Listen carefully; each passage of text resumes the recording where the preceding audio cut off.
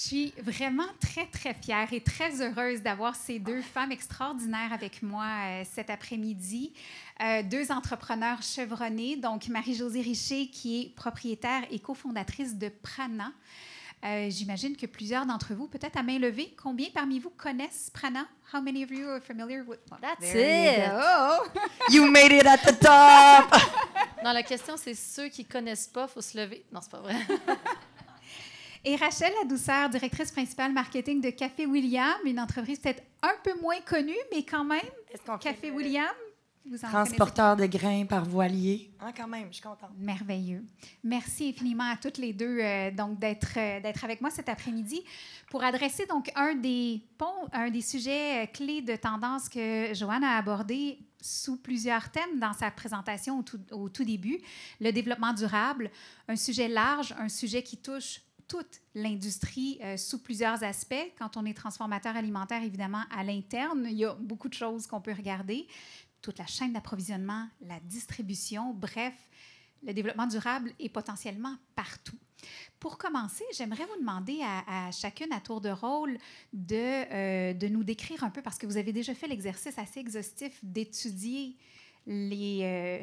les bons coups et les moins bons coups, ce qui va bien ou moins bien d'un point de vue durabilité dans chacune de vos industries.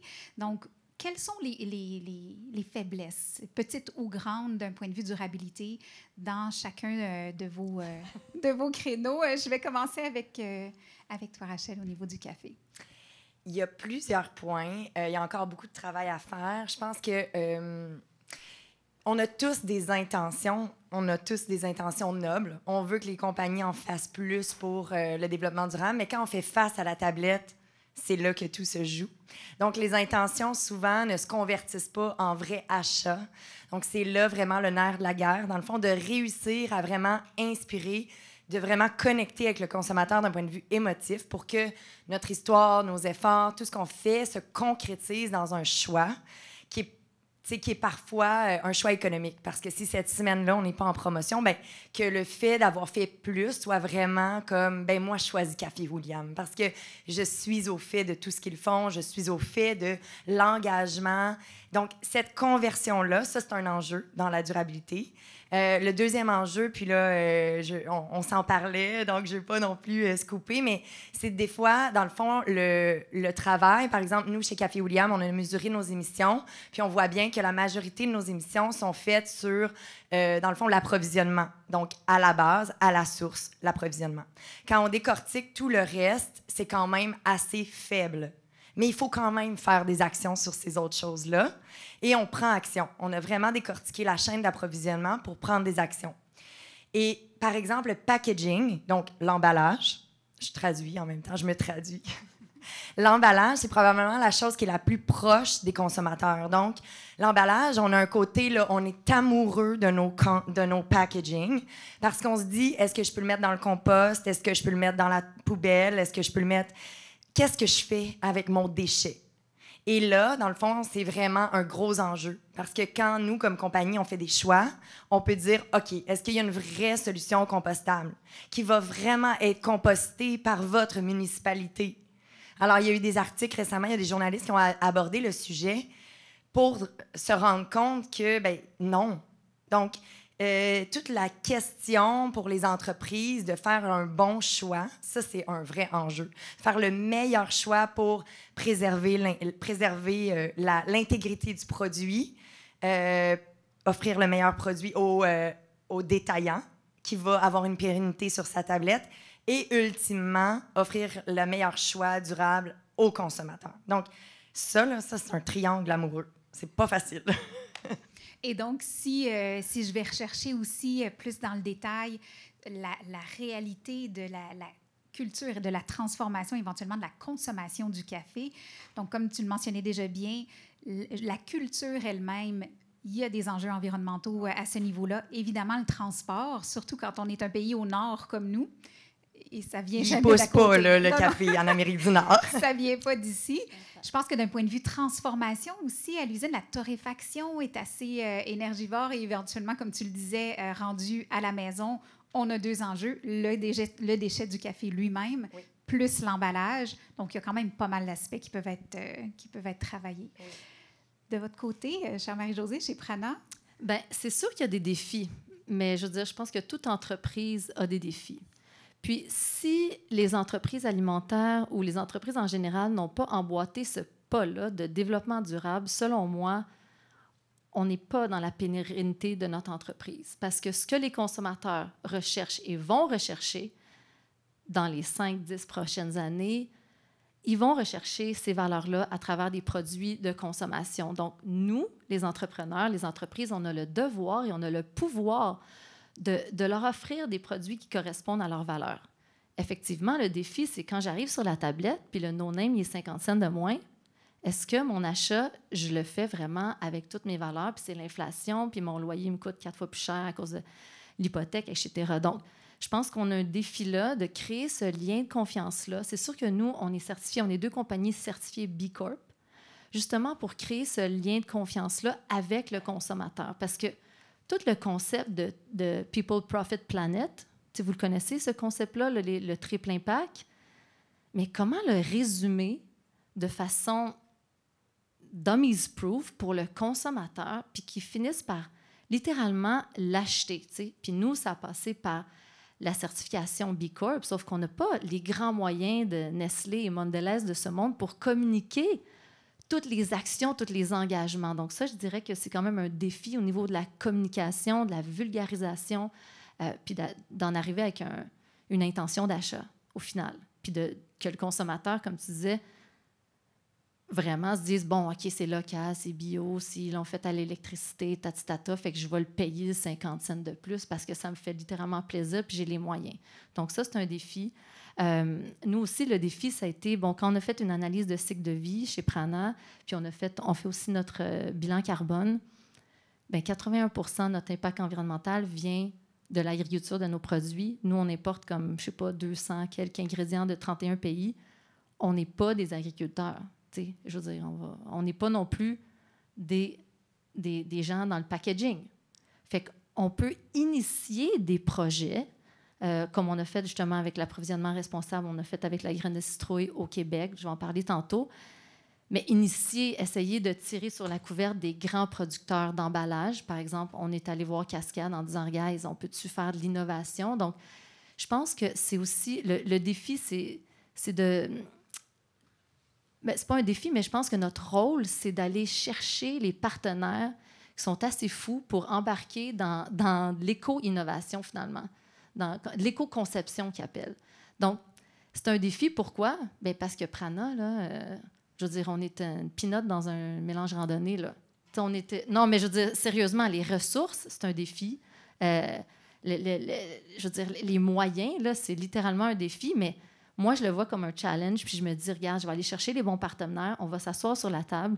Cascade me dit, ouais, mais là, le marché, moi, je veux faire des barres en papier couché. Tu sais, les barres, là, tu sais, les emballages de barres tendres, là, ça m'énerve. C'est comme, tu manges une barre tendre, puis tu jettes ça. Les stand-up pouch, c'est une autre histoire, c'est l'enfer. Puis là, Cascade est comme, ouais, mais y a-tu un marché? Je suis comme, pardon? Y a-tu un marché de barres? Juste en Amérique du Nord, c'est comme, combien de barres qui se vendent en Amérique du Nord? Tu sais, comme, of course, il y a un marché, guys. Mais là, eux autres, c'est priorité numéro 798. Je ne veux dire pas pour les mettre sur la... Mais je comprends. Je veux dire, eux autres, c'est pas leur bread and butter. Donc, c'est tout un défi. Puis je pense qu'il faut être prêt comme entreprise, je ne sais pas si c'est comme ça pour vous, à accepter qu'il y aura peut-être moins de profitabilité. Peut-être. Non, mais tu sais, qu'il y aura peut-être moins... Malheureux, tu sais, je veux dire, regarde, tu investis dans le social... Tu fais du profit sharing, tu investis dans tes employés, tu investis dans tes agriculteurs, tu investis à réduire ton impact environnemental. Je m'excuse, ça ne coûte rien de polluer. Zéro puis une barre. Si j'investis dans ma gestion des déchets, ça va me coûter de l'argent. Fait que l'incentive, hey, moi, je suis franglophone, ça n'a pas d'allure. Ma mère, elle capoterait. Ma mère, elle capote déjà, en fait, qui était, bon, bibliothécaire. Bref. Mais Josée, là, tu plugues pas ton char, tu le branches. Je suis comme, je m'excuse, moi.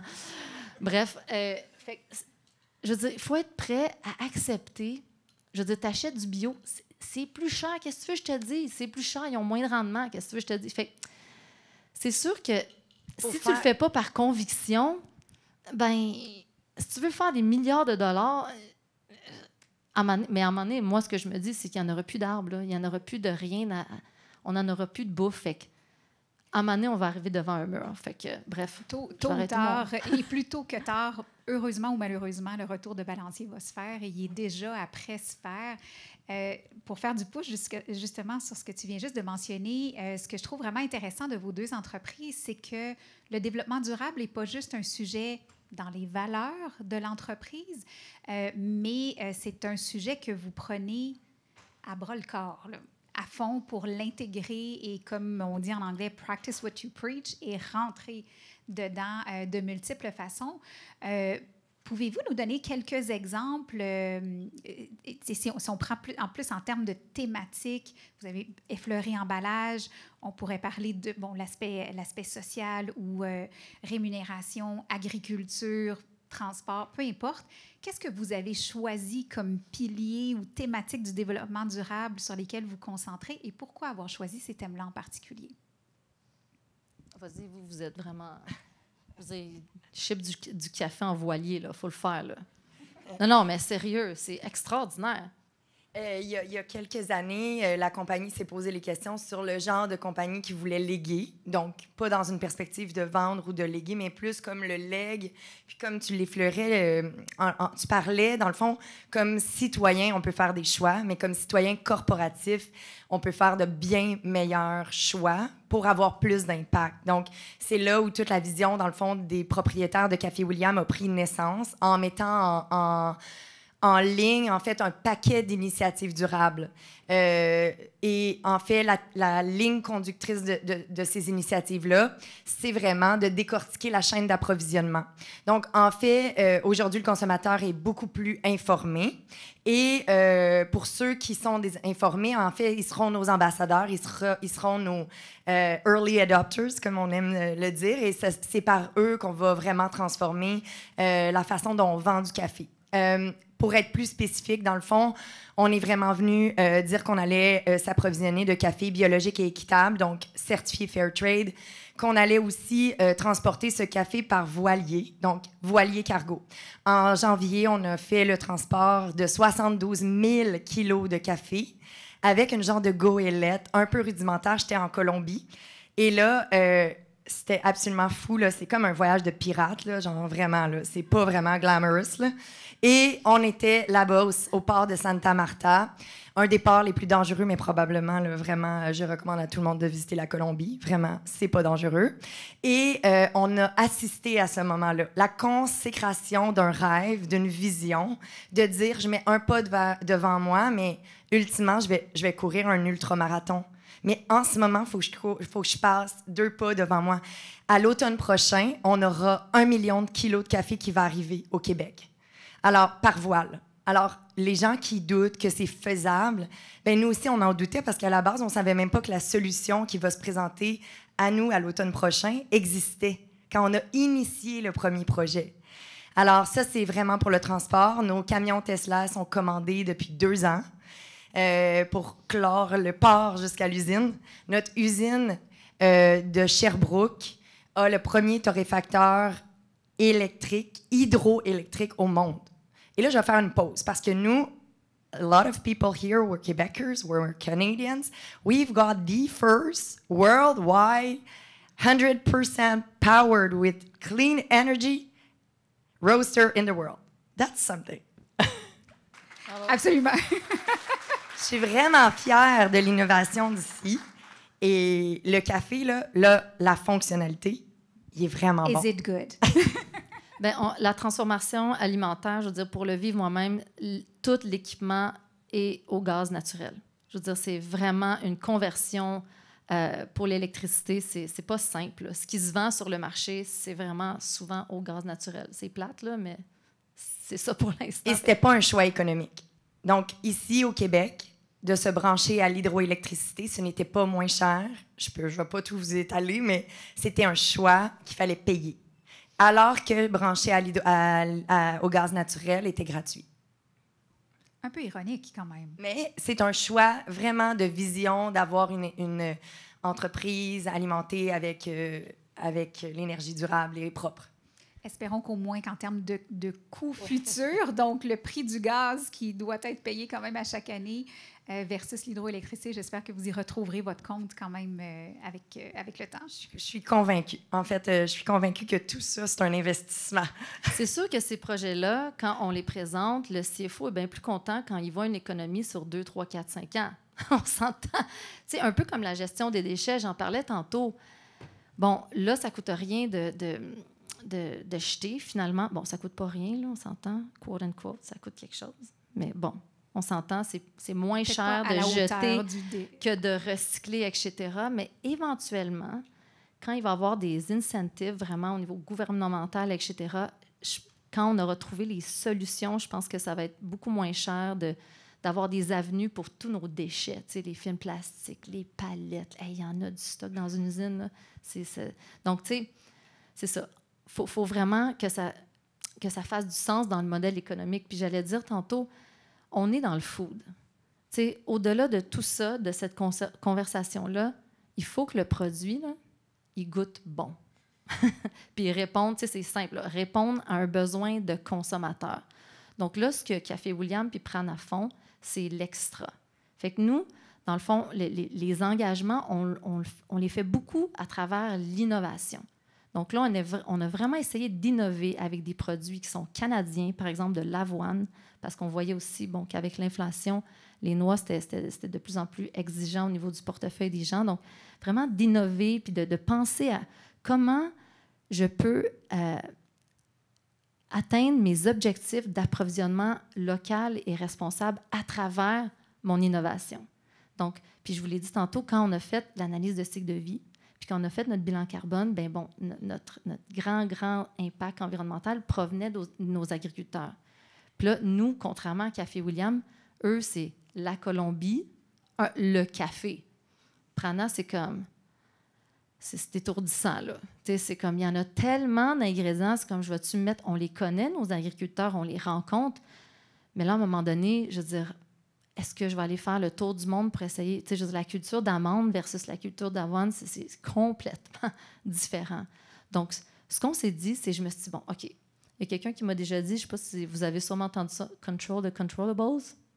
Parce que des fois, bon, tu veux faire plus, mais on commence, comme tu dis, par le premier pas avant de faire le marathon.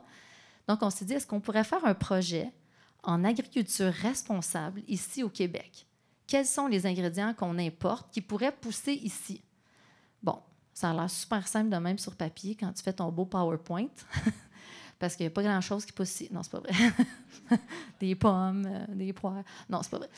Fait que là, on s'est dit, bon, OK, on importe énormément de graines de citrouille de l'Europe, de l'Autriche, de la Hongrie et de la Chine. Est-ce qu'on ne pourrait pas faire... je suis comme, les citrouilles, ça pousse ici. Yeah, right. Donc, je suis allée en Autriche. En 2009, justement, j'étais au Biophare, puis je me suis dit, hey, regarde, ça pousse partout. Ils ont à peu près le même climat, à peu près. Est-ce que ça serait un projet qu'on pourrait faire ici? Donc, j'ai rencontré Sébastien Angers, qui est un agriculteur innovant, qui, lui, m'a appelé et dit, hey, moi, j'ai vraiment le goût de faire des graines de citrouille locales en agriculture régénératrice à Saint-Monique-de-Nicolet. Là, je suis comme, hey, c'est parfait parce que nous, on importait déjà plusieurs tonnes, on a un volume. Est-ce qu'on ne pourrait pas faire un projet qui est porteur de un nouveau type d'agriculture? Là, ça a l'air bien facile, mais la première fois qu'on a planté une graine, on ne savait pas si ça allait pousser. Puis on s'entend que, bon, il y a l'hiver. Puis après ça, en juin 2020, quand on a mis la première graine sur le sol, il y a eu une sécheresse. En tout cas, il y a eu des sécheresses, des inondations. Les années passées, il y a eu comment dire ça, là, quand le printemps, je veux dire, l'automne arrive trop tôt, trop tard. Être agriculteur, être transformateur, c'est quelque chose parce que tu es dans le sandwich entre l'agriculteur, le consommateur puis le détaillant, qui ne sont pas faciles eux non plus. Mais être agriculteur, là, c'est quelque chose. Ça, c'est comme Sébastien dit, c'est la graine, c'est la citrouille qui mène. C'est pas moi, là, au final. C'est la nature qui mène. Fait qu'on est super fiers qu'après quelques années, maintenant, on a développé un certain volume, un certain network, un réseau d'agriculteurs qui font pousser des graines de citrouille. Puis nous, on achète toutes ces récoltes pour finalement en faire un produit qui s'appelle Loka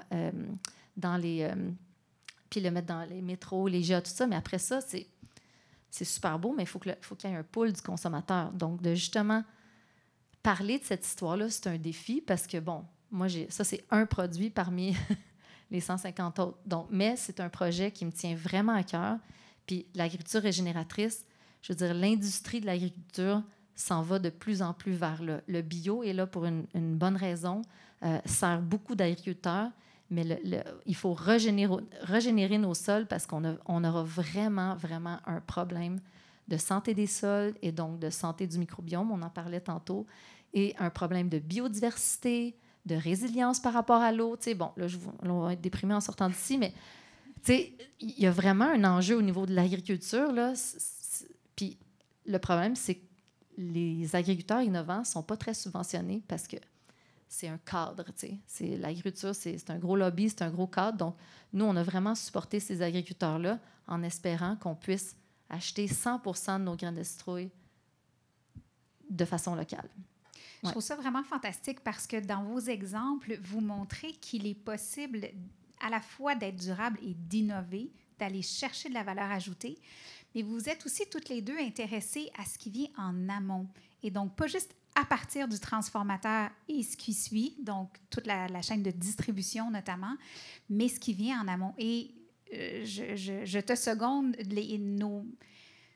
j'ai envie de dire nos pauvres agriculteurs, dans tous les sens du terme, pas juste parce que le métier est difficile et que oui, il manque de subventions, mais il y en a beaucoup, sachez, qui ont envie de collaborer avec des transformateurs beaucoup plus, d'avoir l'opportunité, avant que ça se rende jusqu'au consommateur, de mettre en valeur ce qu'ils font et de mettre en place des projets comme vous avez réussi à faire en collaboration avec Sébastien Anger.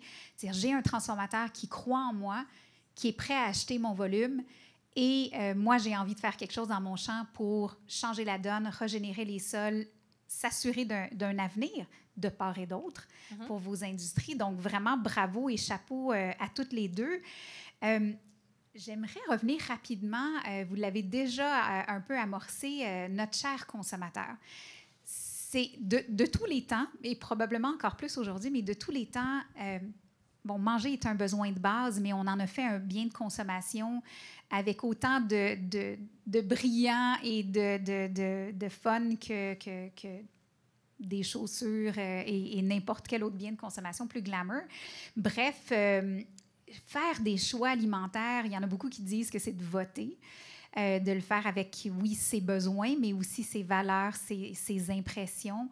Mais quand on est dans une situation économique comme on le vit actuellement et comme ça passe dans le monde de manière cyclique, à un moment donné, les valeurs ou les priorités semblent prendre un peu le bord. Malgré tout, vous êtes deux belles entreprises qui connaissent un succès. Quel est votre secret ou comment est-ce que vous arrivez à accrocher ou j'ai envie de dire, à allumer cette petite étincelle dans la tête des consommateurs, de sorte que ce que vous faites au niveau du développement durable n'est peut-être pas l'argument numéro 1, mais qu'au final, vous venez acheter une certaine paix d'esprit attachée au plaisir. Comment ça marche? Quels sont vos trucs ou vos meilleurs outils? On révèle notre secret. Il y en a-tu un? L'instinct, l'authenticité ou... Bien, je veux juste dire que, tu sais, avant le consommateur, il y a un acheteur, il y a un détaillant. Puis, c'est sûr que nos pitchs de vente, je veux dire, ils sont très axés au niveau social, environnemental, des engagements qu'on a, parce qu'eux-mêmes, ils ont des engagements. Ils s'engagent envers leurs consommateurs, leurs membres, pour vraiment s'impliquer au niveau social, tu sais, au niveau ESG. Donc, nous, on fait partie de la solution. Ils vont avoir de plus en plus besoin de vendors, de manufacturiers, finalement, pour vraiment atteindre leurs objectifs. Donc, pour moi, tu sais, comme au Canada, ça fait 19 ans qu'on est là, on a vraiment formé les tablettes du bio au Canada, mais aux États-Unis, alors qu'on est, encore une fois, une goutte d'eau dans un océan, c'est aussi un gros argument de vente, tous les engagements qu'on a au niveau social et environnemental. Est-ce que c'est ça qui fait qu'ils achètent? Non, mais c'est un élément, je pense, qui nous set apart, qui nous démarque, qui nous distingue. Hey, c'est l'enfer. Il faudrait que j'aille un chat GPT, là. Mais qui vraiment qui nous distingue. Mais comme je disais, ça passe par un bon produit qui a vraiment les 4 P de cocher, là. On s'entend, là. juste avant de passer à toi, Rachel, j'y reviendrai, mais il y a quelque chose de vraiment intéressant dans ce que tu viens de mentionner qui attire mon attention, c'est que sur l'aspect économique, donc on semble actuellement sur un genre de point de bascule. Oui, du côté du consommateur, le petit surplus qui est à payer pour aller chercher un produit qui est vraiment de qualité, durable, etc., pas toujours facile d'adhérer à ça de manière systématique à toutes les semaines. De l'autre côté, acheteurs, tous les banques, tous ceux qui subventionnent, etc., là, ça devient je vais utiliser aussi un anglicisme, requirement, donc un souhait, un requis pour aller chercher du financement ou pour, voire même garder sa place en tablette. Est-ce qu'on n'est pas un peu dans une situation où, peut-être un peu plus que jamais, malgré que le consommateur soit serré, que le développement durable commence à faire sa place? Moi, j'ai une opinion, mais je ne vais pas la dire haut et fort.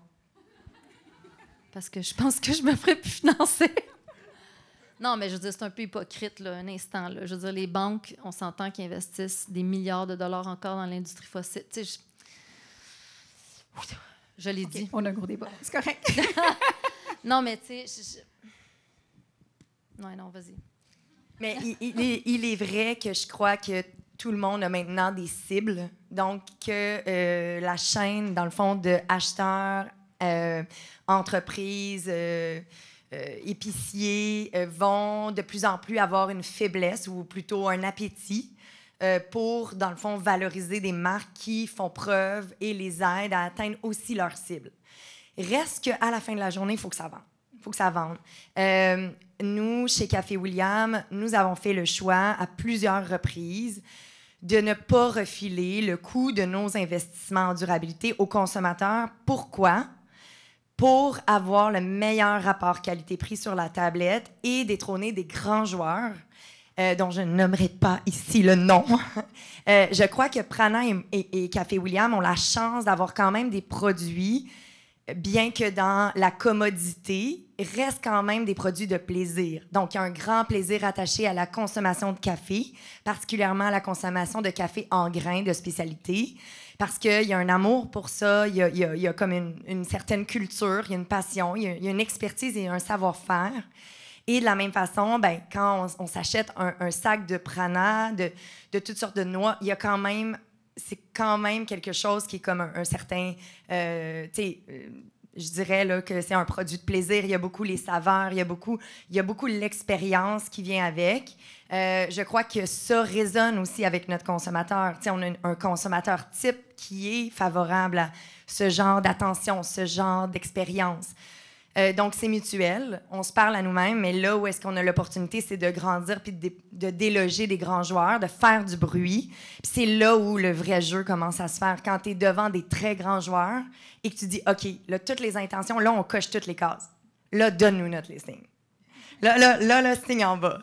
Alors là, c'est important parce qu'on veut grandir, puis il faut qu'on dépasse le Québec, il faut qu'on dépasse le Canada, puis il faut qu'on puisse réussir là où les autres n'ont pas réussi, à se déployer avec l'ADN de la durabilité, d'abord et avant tout au devant. Puis, c'est ça. Mais ceci dit, je veux juste être clair, la certification B Corp, il y a quand même l'aspect profitabilité.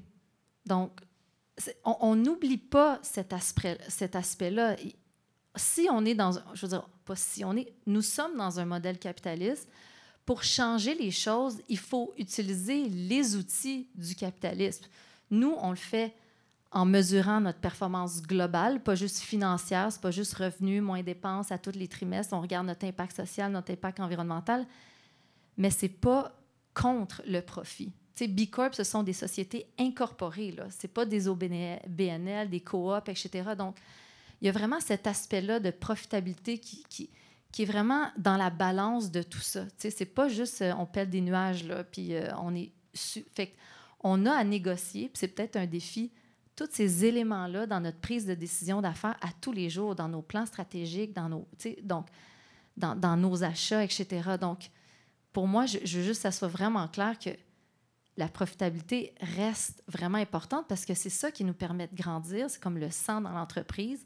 C'est ça qui nous permet d'être pérennes. C'est ça qui nous permet aussi d'avoir de l'impact au-delà de nos frontières du Québec puis d'aller vers le reste du Canada, les États-Unis, l'international, parce qu'au final, on veut de l'impact. Puis l'impact vient d'où? En alimentation, en tout cas, ça vient d'un certain volume. Quand j'ai un certain volume, j'ai un pouvoir d'achat, moi, sur les agriculteurs. J'ai un pouvoir, justement, de faire des projets innovants avec eux.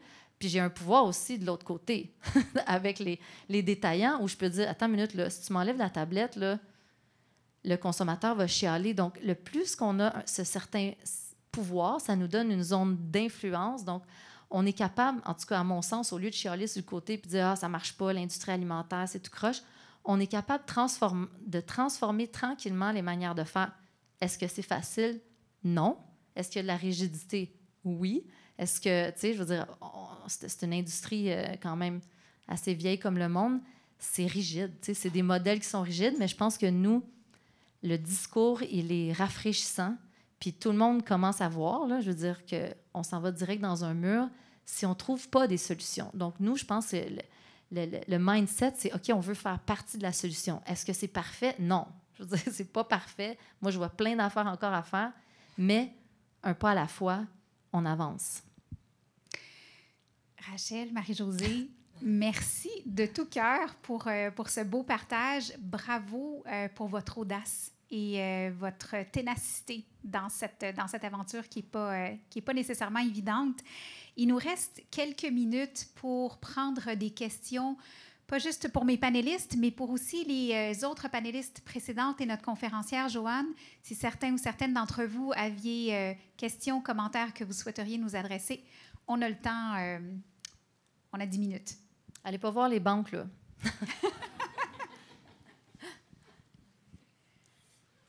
Inquiétez-vous pas, on ne mord pas. Est-ce que vous avez des réflexions, les mêmes défis que vous vivez dans vos entreprises? Est-ce que... Pendant que vous y mijotez, moi, j'aurais peut-être juste une dernière question pour vous. Un commentaire qu'on entend souvent de la part de spécialistes en stratégie est de dire, bien, ça part beaucoup de la tête de l'entreprise. Si les dirigeants ont ça dans leurs valeurs ou dans leurs convictions ou que c'est juste une obsession, peu importe la motivation, mais qu'il soit question de développement durable ou d'autres choses, ça va pas mal plus vite, pas mal plus loin. C'est le cas de plus en plus d'entreprises, tant mieux, mais ce n'est pas toujours le cas. Malgré tout, dans les autres échelons des entreprises, ça reste un sujet qui semble toucher beaucoup de monde et j'entends beaucoup de transformateurs qui me disent, moi, c'est un sujet de rétention pour mes employés. Si vous aviez un mot, une phrase à dire aux transformateurs, aux industriels qui sont ici, qui ont aussi à cœur le développement durable, mais qui savent peut-être juste par où commencer ou qui sont un peu découragés par l'ampleur de la tâche, ce serait quoi? Bien, moi, je vais paraphraser Frédéric Laloux. Je ne sais pas si vous le connaissez, qui a écrit le livre Reinventing Organizations. Le niveau de conscience d'une entreprise ne peut pas dépasser le niveau de conscience de son CEO. Alors, c'est à nous d'élever nos consciences comme fondateurs, comme CEO, comme directeur général. Je pense que nous sommes le plafond. Puis quand c'est nous qui le brise, bien, tout le monde embarque. Puis pour nous, en tout cas, chez Prana, je le vois à quel point on a un rayonnement bien au-delà de nos ventes. On s'entend, là.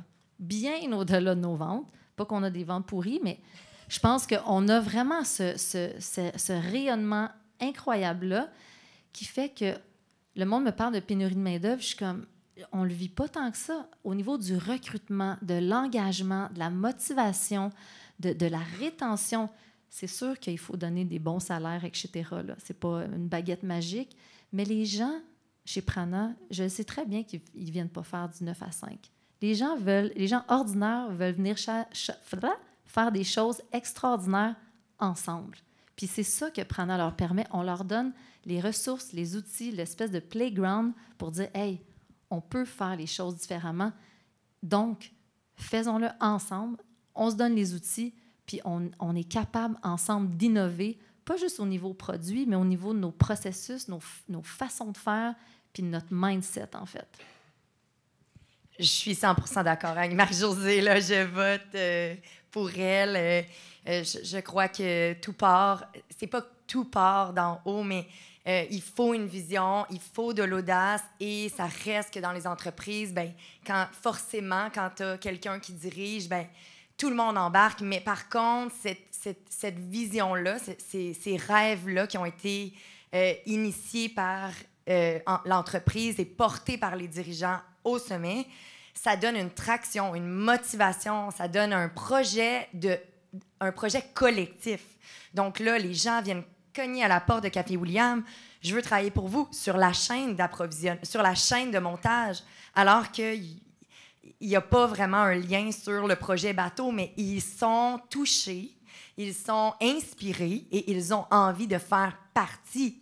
Alors moi, les ressources humaines, là, ils sont tellement contentes de mes efforts parce que ça crée le projet, ça consolide le projet ensemble, qu'on a le goût de bâtir une entreprise forte, durable, et c'est clairement une vision qui est aujourd'hui partagée. Puis pendant un bout, c'était comme la durabilité, nos initiatives, là, comme même nos employés ont compris, parce que dans nos valeurs, on avait la responsabilité sociale de l'entreprise, c'était la valeur qui était la moins bien comprise. Mais maintenant, ils la comprennent, parce que c'est imagé, parce que c'est une réalité, parce qu'on a des projets concrets pour en témoigner. Donc, vraiment... Ça passe du plan d'affaires au plan d'action. Oui. Mais le défi, c'est que le monde arrive puis ils ont des attentes. Genre, je fais une entrevue, je vais avoir 5 semaines au Costa Rica dans 2 semaines. Non, c'est pas vrai. Non, mais les gens, il faut vraiment que tu walk the talk. Faut vraiment... Les gens ont beaucoup d'attentes, je pense, par rapport à nos entreprises, ce qui fait aussi que ça nous pousse toujours à aller plus loin. Donc, tu sais, c'est vraiment du donnant-donnant. Puis je leur dis, regarde, la plupart des gens que j'ai passés en entrevue sont comme, ouais, vos emballages, là, c'est vraiment... Puis je suis comme, je le sais. Là, ils rentrent, puis ils sont comme, ouais, les emballages, c'est pas si simple que ça. Donc, tu sais, c'est vraiment aussi de leur dire, OK, mais je suis preneur, on sait que c'est pas parfait, viens avec nous autres, puis tu vas pouvoir innover, faire des erreurs, puis ensemble, on va repousser les limites. C'est pas juste, à un moment donné, nous, les fondateurs ou les dirigeants, on peut pas tout avoir ce fardeau-là sur les épaules, puis je pense que c'est correct qu'on inclue les équipes, parce que nous, on est très dans ce mindset-là horizontal, de dire, OK, on les fait, les plans ensemble. C'est quoi les grands piliers qu'on veut changer? C'est quoi le modèle qu'on veut changer? Donc, de vraiment inclure son staff, bien, je pense que ça fait qu'au niveau rétention aussi, je pense que ça a beaucoup de valeur. Les gens se sentent dans un projet commun qui fait du sens, puis ils se couchent le soir en disant, wow, OK, c'est pas parfait, mais j'ai fait quelque chose aujourd'hui qui fait du sens, qui est cohérent avec mes valeurs. Ouais. Fait que, qui cherche un job? Non, c'est une blague. J'ai 3 postes en ce moment. C'est ça, exactement. C'est bon signe, c'est qu'il y a de la croissance aussi qui s'en vient. Encore une fois, merci de tout cœur, mesdames, et bravo encore une fois pour tous vos accomplissements. Lâchez pas. Merci à vous. Isabelle. Merci.